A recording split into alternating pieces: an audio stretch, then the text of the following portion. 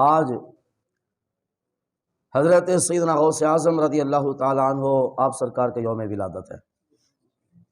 رمضان المبارک کی پہلی تاریخ کو حضرت غوث پاک رضی اللہ تعالیٰ عنہ آپ پیدا ہوئے، اور حضور غوث پاک کا گھرانہ علماء کا گھرانہ تھا۔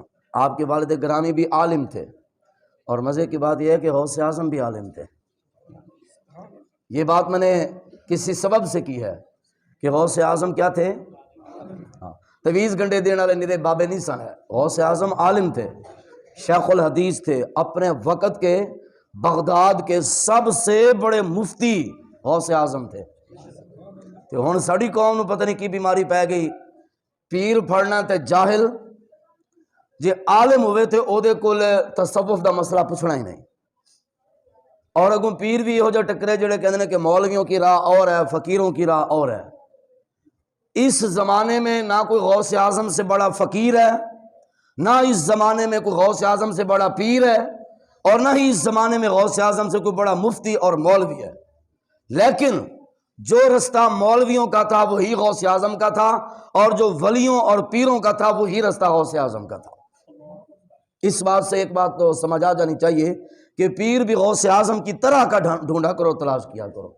ایک بات، زیادہ لمبی چوڑی گفتگو نہیں، اس کے اوپر تو پورا ایک موضوع ہے ولادت غوث اعظم کے حوالے سے۔ میں ایک گزارش آپ کے سامنے رکھنا چاہوں گا کہ میرے خیال میں ہم جتنے بھی لوگ بیٹھے ہیں، ہم 11ویں شریف منانے والے ہی بیٹھے ہیں نا، کھانے والے بھی ہیں، کھلانے والے بھی ہیں۔ اب ایسے ہمارے معاشرے میں کھانے والوں کی تعداد زیادہ ہے، کھلانے والوں کی کم ہے، چاہے 11ویں ہو یا ویسے کوئی سلسلہ ہو، وہ پاویں ساڑے سیاستدان ہی کیوں نہ ہو، وہ بھی کھان واسطے ہی آتے ہیں۔ الحمدللہ ہم 11ویں شریف کھانے والے بھی ہیں، کھلانے والے بھی ہیں، اور غوث اعظم کو ماننے والے بھی ہیں۔ غوث اعظم پتہ ہے کس شخص کا نام ہے؟ بس بڑا مشہور واقعہ ہے، واقعہ آپ سب کو معلوم ہے، سن رکھا ہے کہ آپ جا رہے تھے قافلے کے ساتھ، ڈاکوؤں نے حملہ کر دیا، سنا ہوا نا واقعہ۔ اس واقعے سے میں ایک سبق آپ کے سامنے پیش کرنا چاہتا ہوں، واقعہ سنانا مقصود نہیں ہے۔ ڈاکوؤں نے حملہ کر دیا، لوٹنے والے تھے، لٹیرے تھے، سب کی تلاشی ہو رہی ہے، سامان سے جو جو قیمتی چیزیں ہیں نکالی جا رہی ہیں۔ حضور غوث اعظم بھی اسی قافلے میں تھے۔ ایک لٹیرا آپ کے پاس بھی آیا، اس نے آ کر دبکا مار کے پوچھا، اے منڈیا تیرے کو کوئی شے ہے؟ آپ نے فرمایا ہاں میرے پاس بھی ہے۔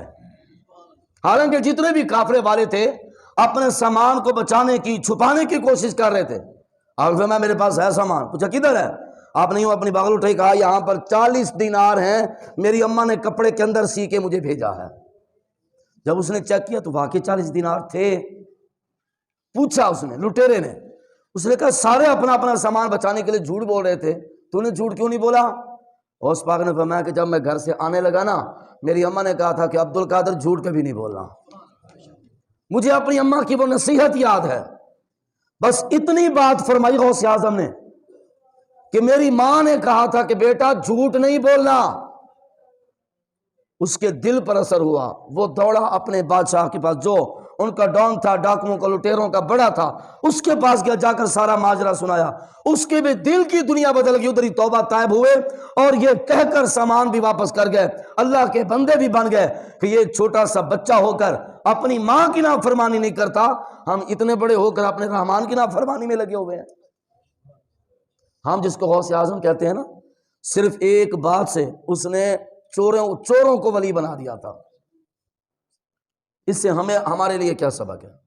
گرامی کے درجات، سب سے پہلا سبق اس کے اندر ہمارے لیے یہ ہے کہ ہمارے ہاں گھروں کے اندر تربیت کا فقدان ہے۔ ہمارے لوگ اچھے سے اچھے سکول کی تلاش میں تو ہیں، لیکن ہمارے گھروں کے اندر بچوں کے لیے خود ماں ٹیچر نہیں ہے، ہمارے گھروں کے اندر خود باپ اپنے بچوں کا ٹیچر نہیں ہے، جبکہ ہمیں ہمارے دین نے کیا بتایا تھا کہ سب سے پہلی درسگاہ ماں کی گود ہے۔ ماں نے بتانا ہے کہ سچ بولنا ہے، ماں نے بتانا ہے کہ جھوٹ نہیں بولنا، ماں نے بتانا ہے گالی نہیں دینی، ماں نے، باپ نے بتانا ہے اپنے سے بڑوں کا احترام کرنا ہے۔ ہمیں یہ تربیت گھر سے ملنی چاہیے، اور غوث اعظم نے ہمیں یہ عمل کر کے اپنے قیامت تک کے آنے والے مریدوں کو سبق دیا ہے کہ تمہارے پیر کا گھرانہ ایسا ہے، مریدوں تم بھی اپنے پیر کے جیسے ہو جاؤ۔ ایک بات، یہاں پر ہم جتنے بھی لوگ بیٹھے ہیں، کسی نہ کسی شعبے سے لین دین کے معاملات میں کوئی تعلق ہے۔ غوث پاک رضی اللہ تعالی عنہ نے ہمیں جھوٹ سے بچنے کا سبق دیا ہے۔ کل سوشل میڈیا کے اوپر ایک تصویر میں نے دیکھی، نقشہ، خیالی نقشہ بنایا ہوا تھا کہ ایک طرف شیطان کھڑا ہوا ہے اور ایک طرف ایک تاجر کھڑا ہوا ہے، پینسل سے بنایا ہوا، جس طرح کارٹون بناتے ہیں اخباروں میں، اس طرح کا کسی نے بنا کر فیس بک کے اوپر چھوڑا ہوا تھا، لکھا ہوا تھا کہ چونکہ آج شام کو شیطان قید ہو جائے گا، اس نے گرفتاری سے پہلے پاکستان کے سارے تاجروں سے ملاقاتیں کی، فلاں فلاں، بہت لمبا مضمون تھا۔ کسی حد تک وہ بات ٹھیک بھی ہے کہ 11 مہینے ہم کچھ اور ہوتے ہیں، اور ماہ رمضان آتا ہے، رمضان کے نام پر، رحمان کے نام پر، قرآن کے نام پر ہمارے مسلمان جھوٹ بھی بولنا شروع کر دیتے ہیں، لوٹنا بھی شروع کر دیتے ہیں، جبکہ 11ویں کھانے والے بھی ہم ہیں، عبد القادر جیلانی کو ماننے والے بھی ہم ہیں۔ گرامی قدر حضرات، ہمیں ہمارے مرشد نے، ہمارے پیر نے، ہمارے رہنما نے، غوث اعظم نے یہ سبق دیا ہے کہ ہمیشہ سچ کا دامن پکڑ کے رکھنا ہے۔